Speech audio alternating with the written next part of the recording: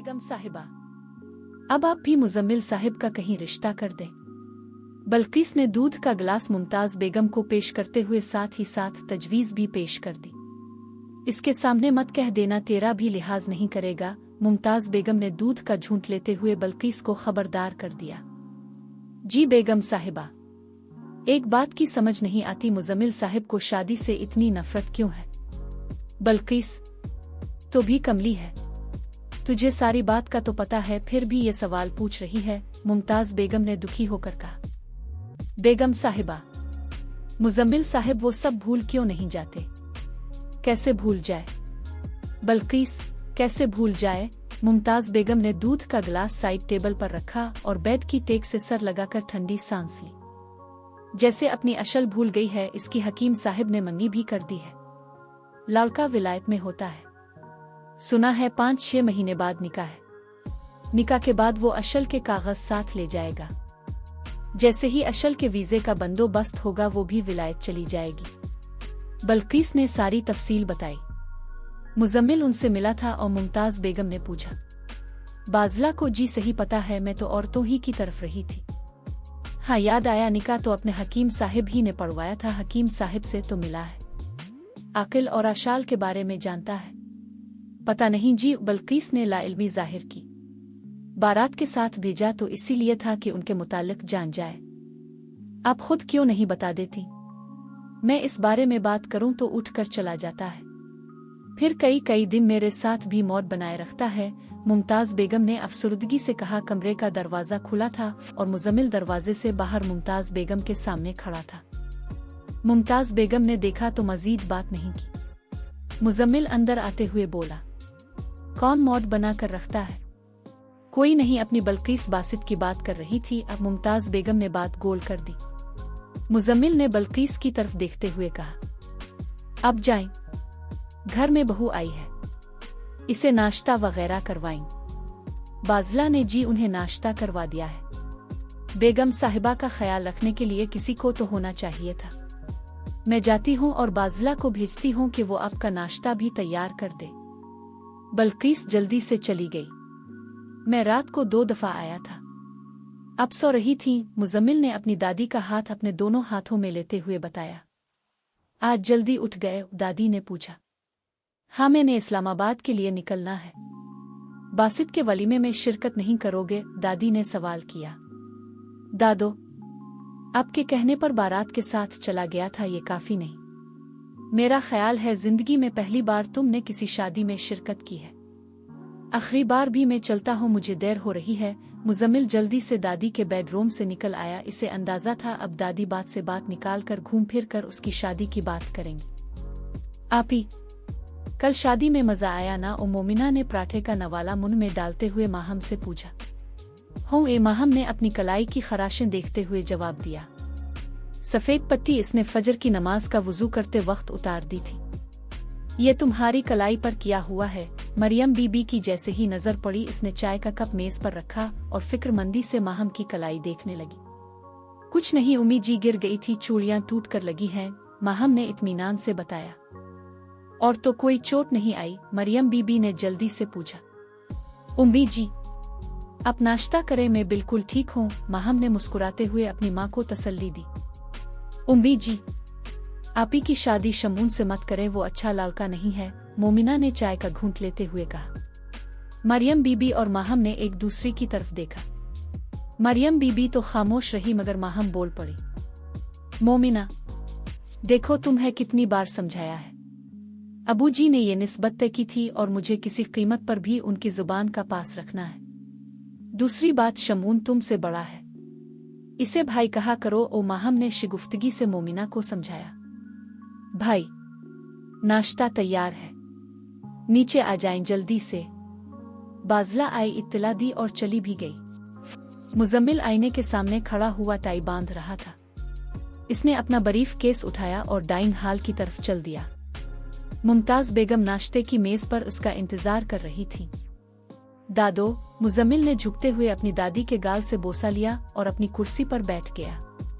दादो, शुरू करें ना? और मुजम्मिल ने नाश्ता शुरू करने से पहले अपनी दादी को दावत दी, फिर नाश्ते में मसरूफ हो गया। दादी गौर से इसे देख रही थी। सफर पर जा रहे हो, गुस्सा भी नहीं करोगे और अपना मूड भी ठीक रखोगे। मुजम्मिल ने नाश्ते से तवज्जो अपनी दादी की तरफ मबजूल की। शादी कर लो, ओ दादी ने रूंधी हुई आवाज के साथ कहा और काफी देर मुजम्मिल को चश्म उल्फत से देखा। मुजम्मिल खामोश रहा। इसने अपना नाश्ता मुकम्मल किया, दादी का बोसा लिया और पोर्च की तरफ चला गया। वहां इसने अपनी गाड़ी पर नजर डाली। सफेद मर्सिडीज अब भी बनाओ सिंगार के साथ ही खड़ी थी। इसकी चाबी उसके हाथ में थी, जबकि ब्लैक टोयोटा वीगो सादगी से वो किचन की तरफ चल दिया। बाजला, क्या हनीफ गाड़ी की चाबी दे गया है? मुजम्मिल ने किचन में बर्तन धोती हुई बाजला से पूछा। जी भाई, मैं अभी लेकर आई। बाजला जल्दी से गाड़ी की चाबी लेकर आ गई। ये ले भाई, बाजला ने गाड़ी की चाबी देते हुए कहा। बाजला, हनीफ आए तो इससे गाड़ी साफ करवा लेना। मुजम्मिल ने मर्सिडीज की चाबी बाजला को देते हुए कहा। हनीफ आपके साथ नहीं जा रहा? बाजला फिक्रमंदी से बोली। नहीं, मुजम्मिल ने मुख्तसर सा जवाब दिया और पोर्च की तरफ चल पड़ा।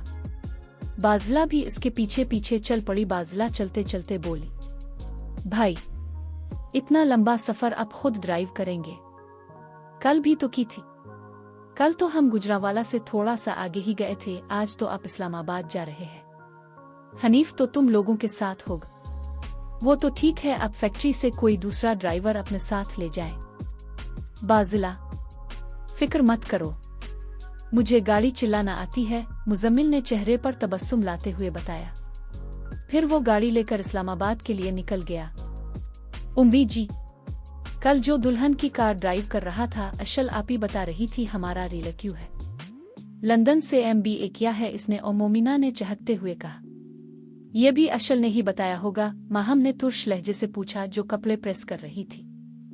डैशिंग स्मार्ट डिसेंट, शादी तो ऐसे बंदे से करनी चाहिए। और मोमिना आंखों में सपने सजाए बोली। ये किसने कहा था? मरियम बीबी ने मुस्कुराते हुए पूछा। वो है कपड़ों को अलमारी में हैंग कर रही थी।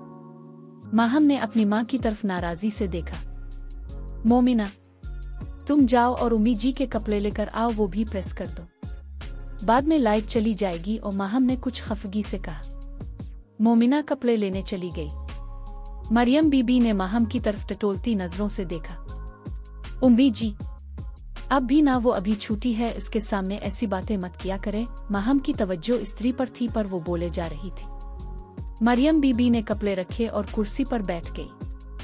कॉलेज जाती है, छुट्टी कहाँ है? सच्ची बात तो ये है, वो लड़का मुझे भी बहुत अच्छा लगा था। मैं तो चाहती थी तेरी भी किसी ऐसे ही लड़के से शादी होती। और माहम ने फौरन अपनी माँ की तरफ देखा। मरियम बीबी पहले ही से माहम को देख रही थी। इसने माहम के चेहरे की तहरीरें पढ़ने की कोशिश की।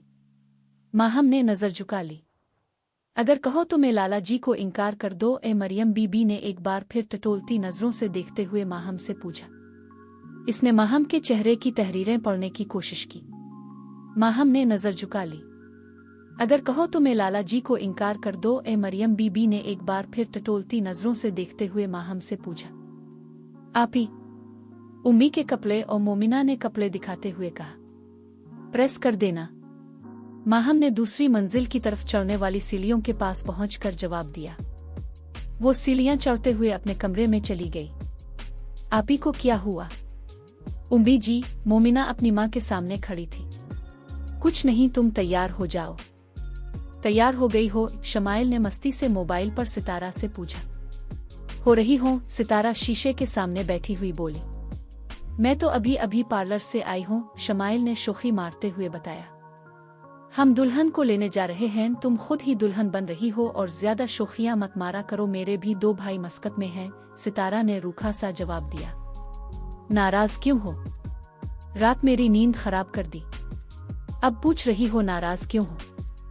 एक ही रात लगाई है फीस बिक पर, आज वलीमे में मेरे आगे पीछे घूमेगा, शमाइल ने फखरिया अंदाज से बताया। क्या क्या कहा तुमने?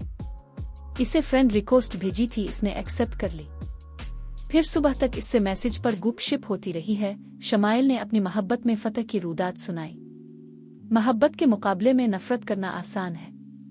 तुम जाओ अशल बेटी, खाला मुमताज से अच्छी तरह से मिलना, उनको अपना तारुफ भी करवाना। हकीम साहिब अशल को समझा रहे थे। वो तो ये सुनकर मुझसे नफरत करेंगी, अशल मासूमियत से बोली। क्या तुम मुजम्मिल से नफरत करती हो? हकीम साहिब के पूछने पर अशल ने भूलेपिन के साथ नफी में गर्दन हिलाई। हकीम साहिब और अरूसा खुद जो नहीं जा रहे थे, इसलिए अशल ने भी जाने से इनकार कर दिया था। पर अब्बा, मैं आपको छोड़कर अकेले कैसे जा सकती हूँ? अशल ने उलझी हुई आवाज के साथ जवाब दिया। हकीम साहिब और अरूसा ने एक दूसरे की तरफ देखा।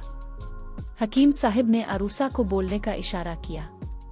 देखो अशल बेटी, हम तुम्हें खुद भेज रहे हैं, अरूसा ने शाइस्तगी से समझाया। लेकिन अम्मा, मैं आपको छोड़कर कैसे जा सकती हूँ? अशल अपने फैसले से टस से मिस नहीं हुई। जैसे शादी के बाद हमें छोड़कर चली जाओगी, अरूसा ने उदासी से कहा। अम्मा, आप दो अलग बातों को क्यों जोड़ रही हैं? ये बात है तो मैं आज ही हारिस से कह देती हूँ कि मैं शादी के बाद मेराज के ही रहूंगी, मैनचेस्टर नहीं जाऊंगी, अशल ने खफगी से कहा। झगड़ा तो मत करो, आंदेर आओ मेरे पास, अरूसा मुस्कुराते हुए बोली। अशल उठकर अरूसा के पास गई। अरूसा ने इसकी पेशानी चूमी और इसे अपने पहलू में बिठा लिया। हकीम साहिब ने देखा तो बोले, अशल बेटी, जहां बात मान ली जाए वहां झगड़ा खत्म हो जाता है। अशल ने गौर से हकीम साहिब की तरफ देखा, जिनके चेहरे पर संजीदगी थी। वो संजीदगी से दोबारा बोले, जिद छोड़ो और तैयार हो जाओ।